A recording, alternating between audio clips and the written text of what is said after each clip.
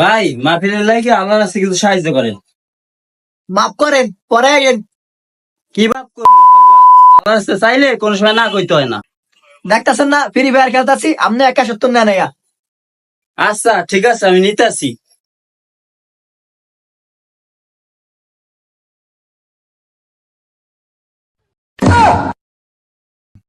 মার গেলাইছে রে। কি কাজ করলা ভাই তুমি এটা? তোমার বিশ্বাস করে কাছে তুমি তাহাই দেখছি দেখে তুমি কাছে চপ টাপ লইলে তো সেটা কোনো কাজ করছো তুমি? দাও ব্যাগ দাও।